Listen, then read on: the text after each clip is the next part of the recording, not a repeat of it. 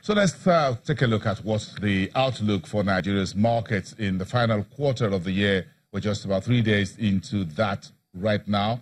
Let's cross to our studios downtown at the Nigerian Stock Exchange. Wale Olusi is the head of research at United Capital. His firm today released a very four-paragraph statement outlining what they think will be the direction of Nigerian markets in the face of the ongoing political jostlings ahead of 2019 general elections. Wale Olusi, it's good to see you. What's the headline reading of your report, whether politics would trump the markets in this quarter? Thank you for having me, Boston. We think it's a mixed bag.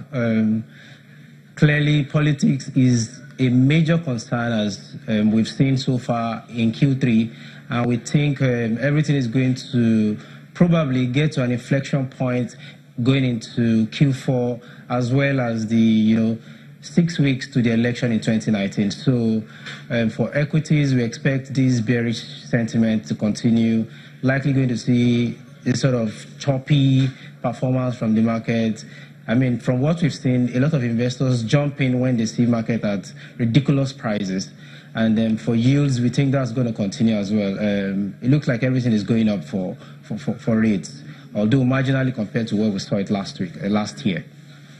Where do you think the key macroeconomic indices, what do you think they will look like to support some of your assumptions for the market? If you look at inflation, if you look at the next meeting of the MPC, where do you think these key barometers how do you think they would tweak to support or to lend credence to your look on equities and on yield for Naira assets?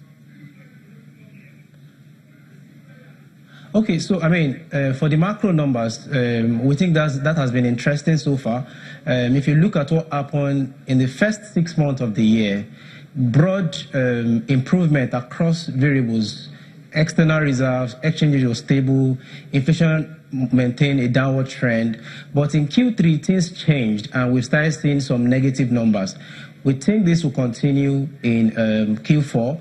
Inflation, we are looking at a consistent uptick from what we've seen in August. We think there's going to be a little bit of more pressure on FX rate. The I&E window was, under pressure throughout Q3, was down 0.8%. And that is also reflecting on your reserve. So we think reserve will take further beating. GDP number have not been very, very impressive. I mean, the Q2 number was weaker, although positive at 1.5%. It's not clear whether the positive momentum we've seen as regards to oil prices will be able to save the aggregate economy, considering the fact that Greek sector, actually lose steam in Q2. So these are concerns that will definitely reflect on the market for Q4. And if you now add all of this talk about minimum wage, we don't know where that will end between government and the labor union tomorrow. If you add the size of spending we're expecting, all these numbers are negative for inflation.